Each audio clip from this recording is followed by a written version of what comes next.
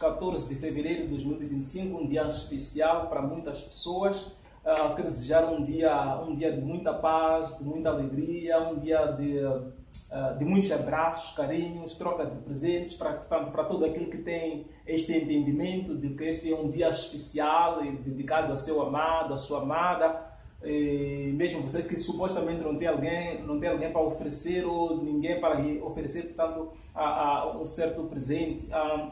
O que eu vou dizer é que Deus te ama. Independentemente de ter ou não uma parceira ou um parceiro, Deus te ama. Deus ama a todos.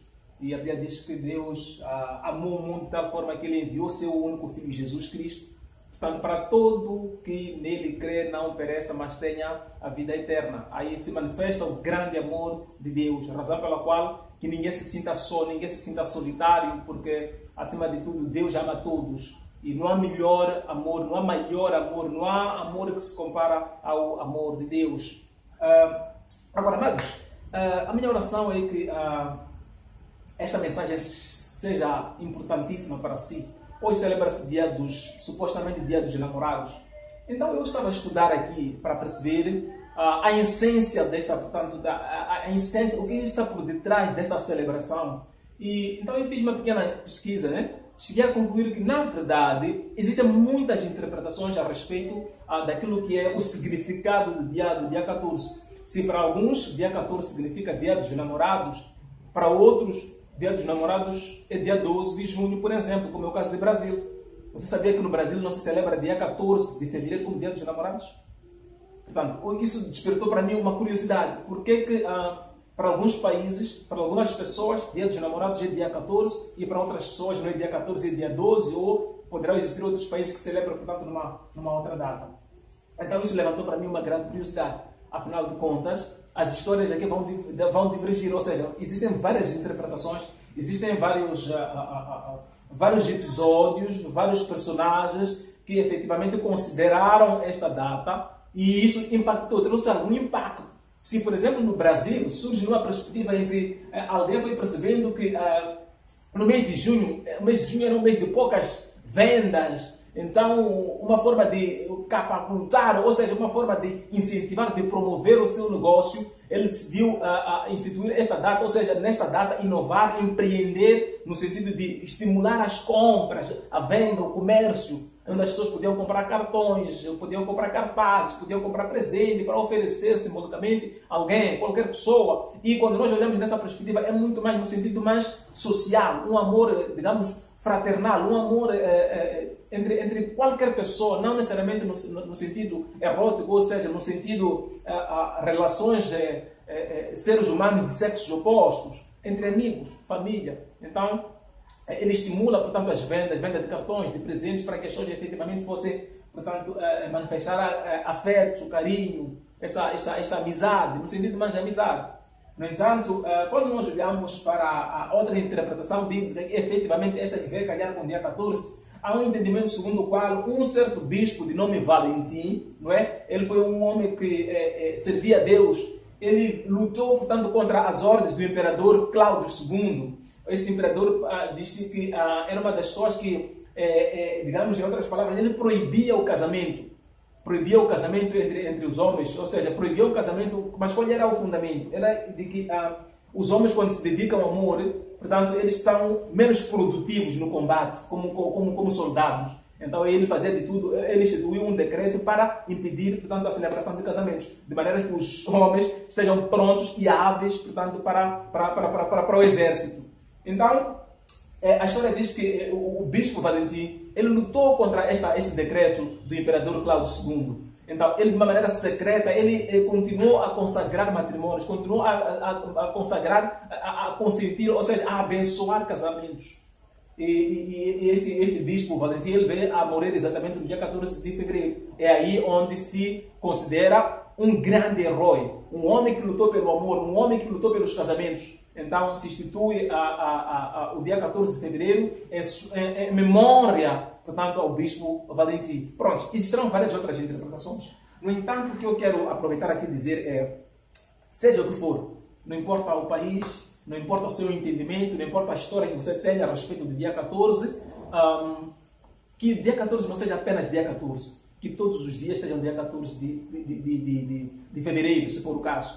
O amor que você vai manifestar hoje, o amor que você, o presente que você espera trazer hoje, o entendimento que você tem hoje para a necessidade de amar, ou a expectativa de receber algum presente, qualquer interpretação que tenha, que isso seja um estilo de vida no sentido de que você seja uma pessoa sempre disponível para amar e sempre aberta para também receber o amor, para que as pessoas te amem, porque às vezes nós temos limitação até de amar, mas muitas e tantas temos limitações até de receber o amor. Então, revela desde logo que há uma cadeia, há uma escravidão, há uma prisão, há alguma coisa nos acorrenta, nos amarra, nos bloqueia, de maneira a não amar nem nos deixar ser amados. Isso já é uma maldição também, isso não é bom. Se a Bíblia diz que façamos o homem à imagem e semelhança de Deus, ou seja, Deus é amor. Quem não ama não conhece a Deus. Então, se o homem feito à imagem e semelhança de Deus tem a limitação de amar, então revela efetivamente que alguma coisa não está bem. Revela efetivamente que há algum desconforto, há alguma coisa que não está de acordo com aquilo que é o plano e o propósito de Deus. E a minha oração é efetivamente que você que me acompanha seja liberto dessa manifestação, seja liberto deste entendimento, seja liberto dessa escravidão, seja liberto, portanto, dessa limitação de tudo que lhe bloqueia, que barra, que fecha, que limita, que faz com que você não se abra para amar, assim como para receber amor. Porque amor é assim, você ama, você abre, você dá e você recebe. Não é? Não vamos ficar aqui à espera de exigir que os outros nos amem, que os outros nos dêem, e nós não temos capacidade, portanto, de dar. Não é? Agora, uma coisa interessante a respeito desta data, eu quero fazer um apelo. Use essa data para uma reflexão profunda. Você diz que ama, né? Tudo bem. Você espera ser amado, né? Tudo bem. Você reclama, diz que não te ama, né? Ok. Você reclama, diz que não tem ninguém para amar, né? Você está solteiro, então está a sentir só. Use essa data para reflexão. Refletir significa parar tudo. Buscar entender as coisas. Coloca Deus em primeiro lugar. Fala com Deus. Peça a Deus que lhe dê o discernimento, que abra a sua mente. Busque ter revelar um contato, uma comunhão com Deus.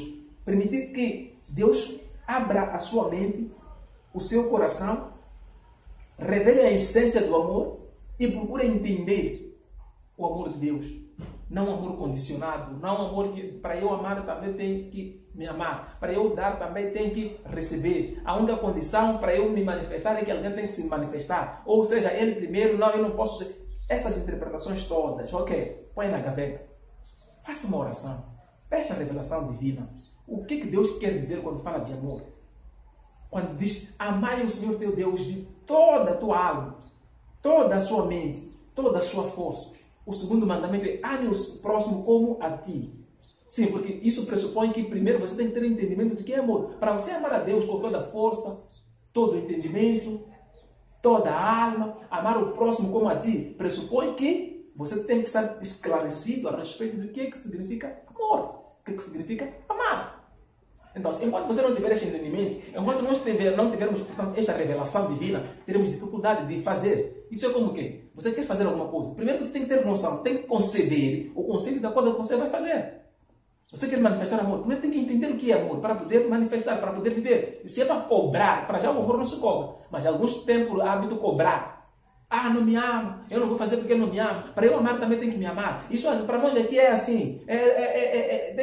As coisas não são dessa maneira. Essa não é a vontade de Deus que as coisas sejam feitas dessa maneira. Que não haja condicionalismo. Deus não te condicionou você de amar primeiro para Ele poder te amar. A Bíblia diz que foi Ele que nos amou primeiro. Aleluia. Então, amados, o segundo aspecto tem a ver com as relações sexuais. Algumas pessoas aproveitam este dia para manter relações sexuais. Alguém vai dizer, faz tempo que eu não transo, faz tempo que eu não tenho relações sexuais com a minha parceira, com o meu parceiro, então hoje, dia 14, então vou organizar tudo, vou criar um clima romântico, vou criar uma atmosfera, até vou mentir para o meu patrão para eu não ir trabalhar, vou mentir que estou doente para não poder trabalhar, porque eu quero me dedicar ao meu parceiro, à minha parceira. Bom, se isso não for pecado, tudo bem, mas se isso for pecado, melhor evitar.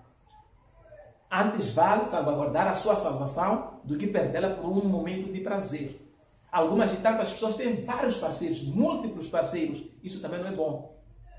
Agora estão preocupados, correndo de um lado para o outro, comprar presente aqui, fingir ali, mentir lá, não sei o que, não sei o que. Depois quando recebe tem que esconder, Isso também não é bom. Apenas um parceiro.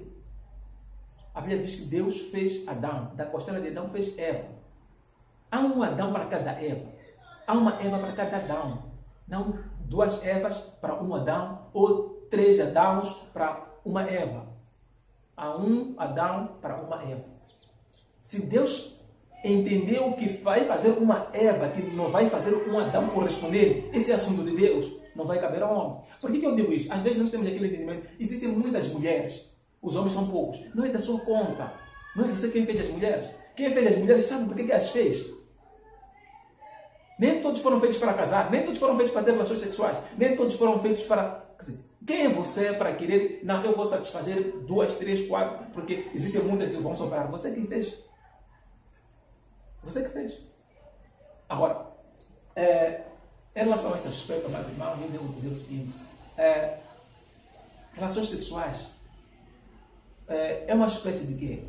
É uma espécie de satisfazer uma necessidade, não é verdade? Então, é como que alguém está com fome, quer comer, né? É muito abençoado. Alguém está com sede, quer beber, né? Está muito abençoado. Alguém tem quer dizer, a necessidade de satisfazer sexualmente, está muito abençoado. No entanto, essa questão aqui é muito séria.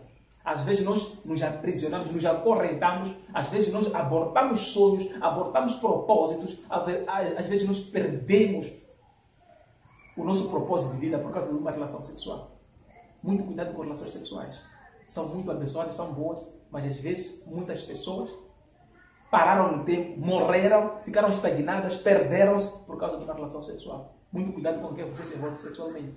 Sim, porque uma relação sexual é uma comunhão espiritual. Antes de olharmos na perspectiva contato de sexo masculino e feminino, a relação sexual ela é mais do que isso, uma intimidade de almas, uma intimidade espiritual. Há uma comunhão. Agora veja, com quem você tem comunhão espiritual? Com quem você tem comunhão de almas?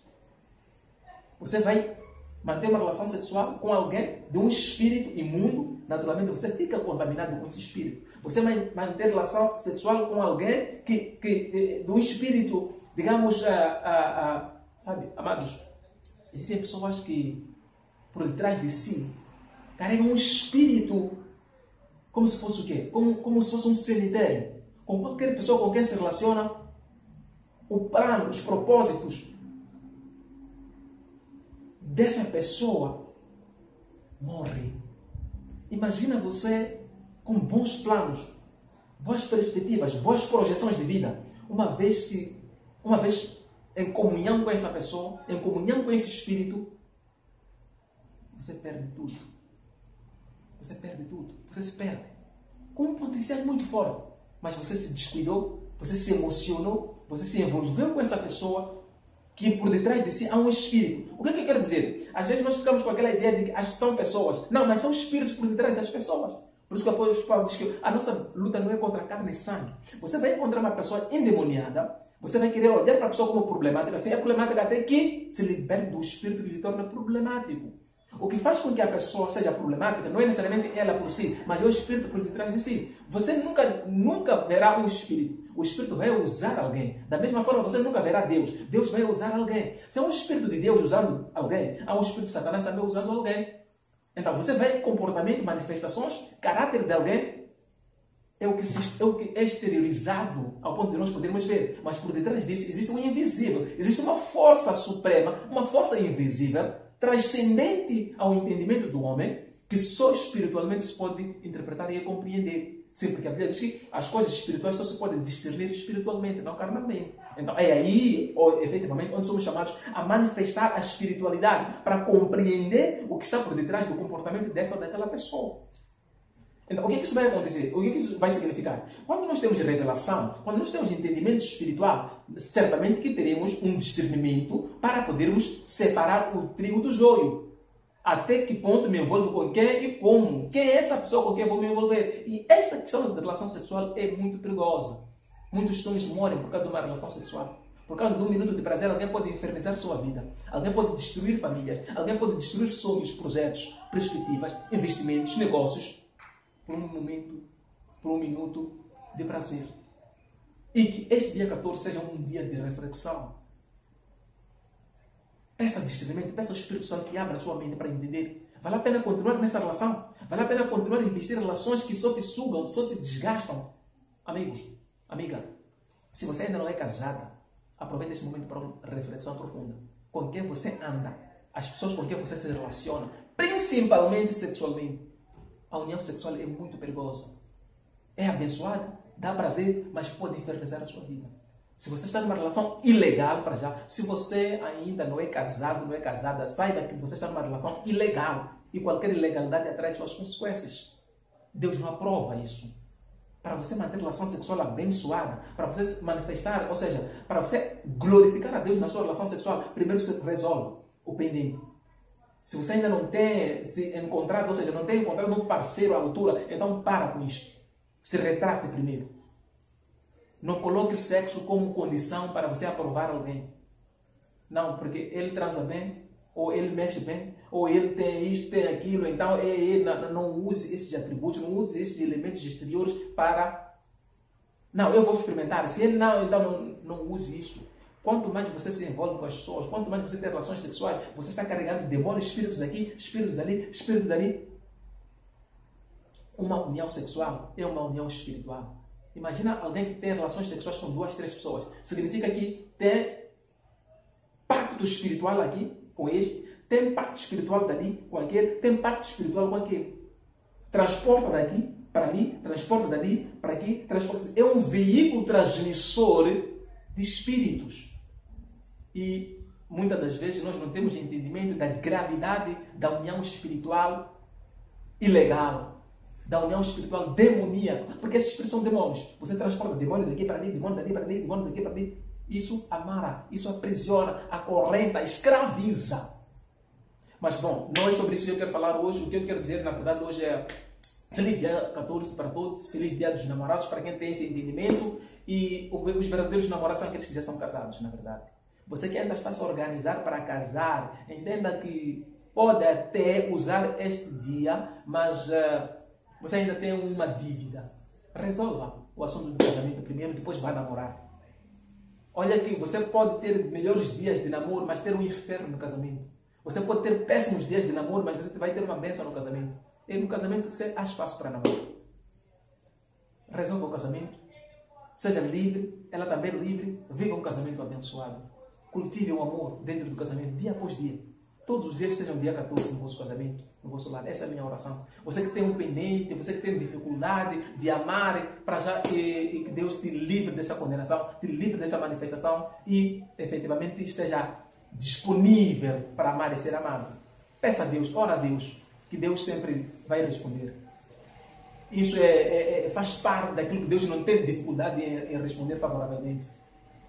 Dê-me um coração amável, dê-me um coração doce, dê-me um coração aberto, dê-me um coração humilde. Esse tipo de oração Deus não tem dificuldade de dar. Não tem dificuldade. Eu tenho fé que Deus tem prazer de abençoar. E este tipo de bênção que nem é difícil para Deus. Aleluia. Que Deus abra sua mente.